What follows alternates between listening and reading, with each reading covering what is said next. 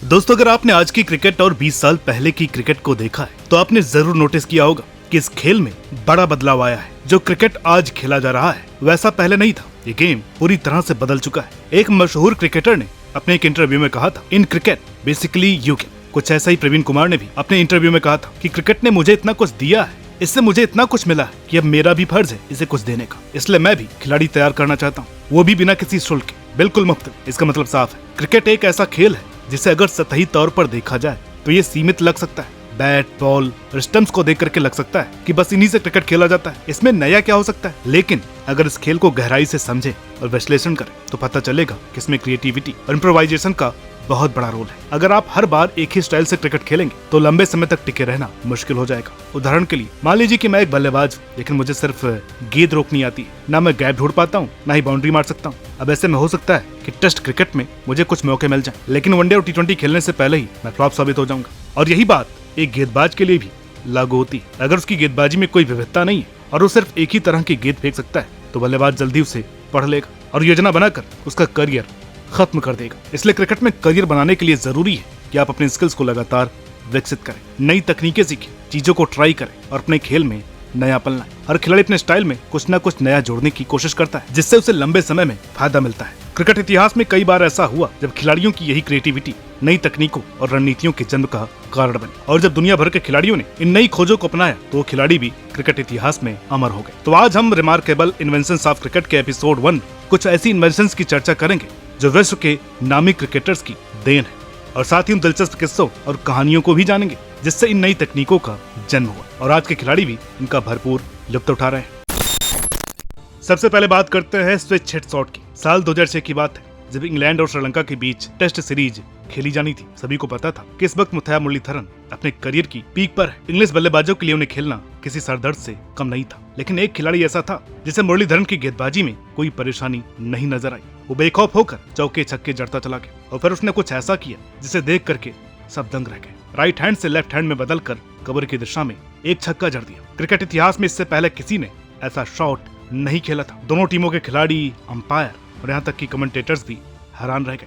आखिर शॉट को क्या कहा जाए? कमेंटेटर्स ने तो यहाँ तक कह दिया ये खिलाड़ी वनडे क्रिकेट की तरह टेस्ट खेल रहा है। नाम था केविन पीटरसन। उस दिन उन्होंने क्रिकेट की दुनिया को स्विच हिट नामक एक क्रांतिकारी शॉट दी और मजे की बात यह है कि शॉट का सबसे ज्यादा फायदा ग्लेन मैक्सवेल ने उठाया और अब उससे अपनी पहचान बना चुके। केविन पीटरसन की खासियत थी कि वो तीनों फॉर्मेट्स में किसी भी परिस्थिति में किसी भी गेंदबाज के खिलाफ ये शॉट खेलने का मादा रखते थे, वो भी फास्ट बॉलिंग के सामने। इतनी जल्दी ग्रिप चेंज करना और फिर दमदार तरीके से शॉट खेलना कोई मजाक नहीं था। यही वजह थी कि गेंदबाज उनके सामने खौफ में आ जाते थे। तभी तो एक बार तिलक रत्ने दिलशान जब पीटरसन के खिलाफ गेंदबाजी कर रहे थे तो उनकी ग्रिप बदलता देखकर अचानक बॉलिंग करते करते रुक गए। चाहे इंटरनेशनल क्रिकेट हो या फ्रेंचाइजी लीग, पीटरसन ने शॉट से गगनचुंबी छक्के उड़ाए। इसने बल्लेबाजों की शॉट्स की किताब में एक और विस्फोटक विकल्प जोड़ दिया और आज लगभग 19 साल बाद भी ये शॉट बल्लेबाजों के लिए बेहद फायदेमंद साबित हो रहा है। साल था 2021 जब भारत इंग्लैंड के दौरे पर था। उस टेस्ट सीरीज में इंग्लैंड की सबसे बड़ी चिंता थी मोहम्मद सिराज की वोवल सीम डिलीवरी। एक ऐसी गेंद जो पिच पर गिरते ही किस दिशा में मूव करेगी इसका अंदाजा किसी को नहीं होता था। बल्लेबाज क्लूलेस रह जाते थे और सिराज अपनी गेंदबाजी से उन्हें छक्का देते थे। बाद में एक इंटरव्यू में सिराज ने खुलासा किया कि 2018 से वे इस गेंद का अभ्यास कर रहे हैं। इसके बाद कुछ लोगों को लगा कि वोवल सीम डिलीवरी की खोज मोहम्मद सिराज ने की, लेकिन फिर जेम्स एंडरसन का नाम सामने आया जिस गेंद का इस्तेमाल कई सालों से कर रहे थे और इसे अपने सबसे प्रभावी गेंदों में से एक बना चुके थे। अब इस वजह से क्रिकेट फैंस को लगा कि वोवल सीम एंडरसन की इन्वेंशन है, लेकिन हकीकत इससे बिल्कुल अलग थी। जिस गेंदबाज ने सबसे पहले वोवल सीम डिलीवरी को क्रिकेट में इंट्रोड्यूस किया था वो थे मोहम्मद आसिफ। उन्होंने 2010-11 टेस्ट सीरीज में इस गेंद से इंग्लैंड के बल्लेबाजों को जबरदस्त मुश्किल में डाल दिया था। उनकी कला इतनी बेहतरीन थी कि जेम्स एंडरसन तक उनसे प्रभावित हुए और उन्होंने खुद इस डिलीवरी को अपनाया। पहली बार टेस्ट सीरीज में एंडरसन ने इस डिलीवरी का इस्तेमाल किया और इसे अपनी मुख्य हथियारों में शामिल कर लिया। वोवल सीम, आखिर ये गेंद होती क्या है? वोवल सीम एक ऐसी डिलीवरी है जिसमें गेंदबाज सीम को पूरी तरह से सीधा यानी कि अपराइट नहीं रखता, बल्कि थोड़ा तिरछा यानी कि स्क्रैम्बल करके पकड़ता है। इसके बाद वो अपनी इंडेक्स फिंगर और मिडिल फिंगर के जादू से गेंद को अंदर या फिर बाहर स्विंग कराने की कोशिश करता है, लेकिन ये गेंद कोई आम गेंदबाज नहीं डाल सकता। इसे कारगर बनाने के लिए उंगलियों में जबरदस्त ताकत होनी चाहिए जिससे सीम पर सही नियंत्रण बना रहे। अब बात करते हैं कि वोवल सीम किन परिस्थितियों में सबसे ज्यादा असरदार होती है। इंग्लैंड और न्यूजीलैंड जैसी जगहों पर जहां पिच पर नमी और हवा में स्विंग रहती है या डिलीवरी, वहां पर बहुत कारगर साबित होती। लेकिन मोहम्मद आसिफ की असली खासियत यह थी कि उन्होंने इस गेंद को पाकिस्तान की फ्लैट और बल्लेबाजों के अनुकूल पिचों पर भी घातक बना दिया था। ये वजह थी कि आसिफ डेड पिचों पर भी बल्लेबाज के लिए खौफ का दूसरा नाम बन गए थे। आज जब ओवल सीम की बात होती है तो सिराज और एंडरसन का नाम सबसे पहले लिया जाता है, लेकिन अगर मोहम्मद आसिफ 2017-18 तक खेलते रहते तो वो शायद इस डिलीवरी को और भी नई ऊंचाइयों तक पहुंचा सकते थे। हालांकि उनकी कहानी सिर्फ क्रिकेट तक सीमित नहीं रही, वे अर्श से फर्श तक पहुंचे और उनकी जिंदगी में कई उतार चढ़ाव आए।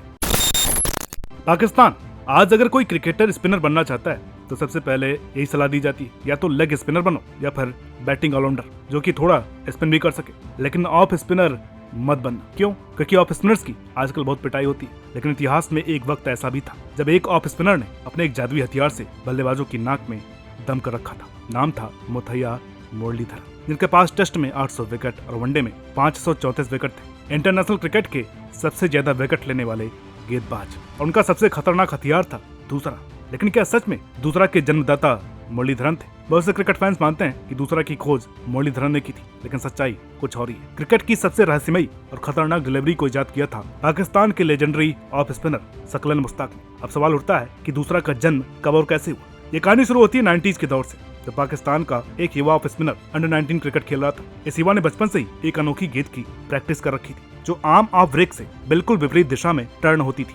जहां ऑफ ब्रेक की गेंद ऑफ स्टंप से लेग साइड की तरफ टर्न होती है, वहीं अनोखी गेंद लेग स्टंप से ऑफ स्टंप की ओर स्पिन होती थी। अब आमतौर पर ऑफ स्पिनर की गेंद को पकड़ने के लिए विकेट कीपर लेग साइड में मूव करता है, लेकिन इस गेंद को पकड़ने में कीपर बार बार गच्चा खा रहे थे, और जब ये डिलीवरी फेंकी जाती तो बाई के रन निकल जाते। इस पर कीपर ने मजाक में इस गेंद को ऑफ स्पिन की उल्टी गेंद कहा और इसे नाम दिया दूसरा। जब सकलन मुश्ताक ने इंटरनेशनल क्रिकेट में कदम रखा तो उनके विकेट कीपर मोइन खान भी इस डिलीवरी को पकड़ने में परेशानी झेल रहे थे, इसलिए उन्होंने सकलन से कहा, जब तक मैं न कहूं तब तक ये गेंद मत डालना। एक दिन ऑस्ट्रेलिया के खिलाफ मैच के दौरान मोइन खान ने अचानक कहा, दूसरा करो। अगली गेंद पर बल्लेबाज बीट हुआ और आउट हो गया। स्टंप माइक पर मोइन की आवाज पकड़ ली गई और कमेंट्री बॉक्स में बैठे टोनी ग्रेग ने इस डिलीवरी को नाम दिया दूसरा, और यहीं से डिलीवरी दूसरा के नाम से मशहूर हो गई। 1995 में मुथैया मुरलीधरन ने सकलन मुश्ताक से दूसरा की दीक्षा ली। अगले 3 साल में उन्होंने इस गेंद को मास्टर कर लिया, बल्लेबाजों को दिन में तारे दिखाए। इसके बाद हरभजन सिंह ने भी इस डिलीवरी से बहुत सफलता पाई और भारतीय क्रिकेट में दूसरा को नई ऊंचाइयों पर पहुंचाया। दूसरा ने कई ऑफ स्पिनर्स के करियर को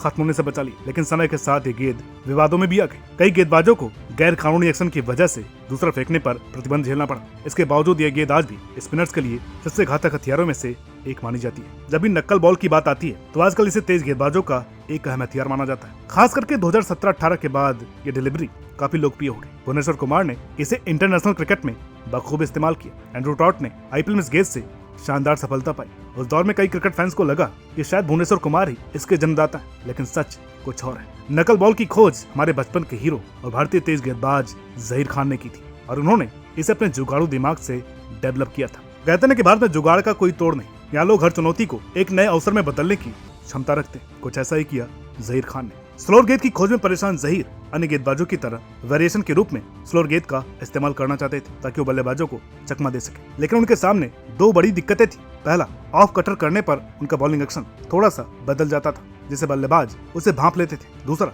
back of the hand slower ball करते समय उनके कंधे पर दबाव पड़ता था, जिससे दिक्कत होती थी। एक दिन जहीर खान ने दक्षिण अफ्रीकी गेंदबाज चार्ल्स लैंगबेल्ट को स्लोअर गेंद डालते हुए देखा। यही से उनके दिमाग में एक नया आइडिया है, क्यों ना गेंद को उंगलियों की बजाय नकल से ग्रिप करके फेंका जाए, और बस उन्होंने नकल बॉल पर काम करना शुरू कर दिया। तो नकल बॉल कैसे काम करती है? गेंद को उंगलियों के पोर से पकड़ करके रिलीज किया जाता है। इससे गेंद हवा में बिना किसी स्पिन के धीरे धीरे तैरती है। बल्लेबाज को लगता है कि गेंद तेजी से आ रही, लेकिन असल में ये धीमी पड़ जाती है, जिससे वो चकमा खा जाता है। नेट्स में घंटों मेहनत और खून पसीना बहाकर जहीर खान ने इस गेंद को परफेक्ट बनाने के लिए खूब मेहनत की। शुरुआत में उनकी उंगलियों से खून तक निकलने लगा, लेकिन उन्होंने हार नहीं मानी और फिर 2010 टी20 वर्ल्ड कप में पहली बार ऑस्ट्रेलिया के खिलाफ इस गेंद का इस्तेमाल किया। छठे ओवर की तीसरी गेंद जहीर ने अपनी नक्कल बॉल फेंकी, लेकिन डेविड वार्नर ने सीधे छक्का जड़ दिया। जहीर ने हिम्मत नहीं हारी और इस पर और ज्यादा काम किया। 2011 वर्ल्ड कप में यही नक्कल बॉल गेम चेंजर बना। तो 1 साल की मेहनत के बाद जहीर ने नक्कल बॉल में महारत हासिल कर ली। 2011 वर्ल्ड कप में इन्होंने इसे अपना गुप्त हथियार बना लिया। किसी भी बल्लेबाज के पास इस गेंद का कोई जवाब नहीं था। जहीर 21 विकेट लेकर भारत के सबसे सफल गेंदबाज बने और यहीं से नकल बॉल क्रिकेट में फेमस हो गई। इसके जन्मदाता जहीर खान अमर हो गए। आज भी नकल बॉल का जलवा बरकरार है। आज कई तेज गेंदबाज इस डिलीवरी का इस्तेमाल करते हैं। यहाँ तक कि स्पिनर सुनील नारायण भी नकल बॉल डालते हैं और काफी सफल भी रहे। यॉर्कर क्रिकेट की सबसे मुश्किल गेंदों में से एक मानी जाती है। इसे खेलना आसान नहीं होता, लेकिन एक बल्लेबाज ने इसे छक्के में बदलने का तरीका खोज निकाला। नाम है MS धोनी। साल 2006 में पाकिस्तान के खिलाफ एक मैच में धोनी बार बार यॉर्कर गेंद को लॉन्ग ऑन की तरफ मारने की कोशिश कर रहे थे। तब कमेंटेटर ने कहा, ये शॉट सिर्फ धोनी की किताब में ही हो सकता है। हालांकि तब यह पूरी तरह से विकसित नहीं हुआ था। 44 दिन बाद इंग्लैंड के खिलाफ मैच में जेम्स एंडरसन की यॉर्कर पर धोनी ने पहली बार यह अनोखा शॉट खेला। गेंद हवा में ऊंची गई और स्टेडियम के पार चली गई। अंपायर तक हैरान रहे कि धोनी ने ये क्या कर दिया। इस शॉट में धोनी का फॉलो थ्रू हेलीकॉप्टर के ब्लेड की तरह घूमता था, जिससे इसे हेलीकॉप्टर शॉट नाम मिला। इसके बाद जब भी यह शॉट खेला गया, धोनी का नाम जुड़ गया। यह इंटरनेशनल क्रिकेट, यह शॉट उनकी पहचान बन गए।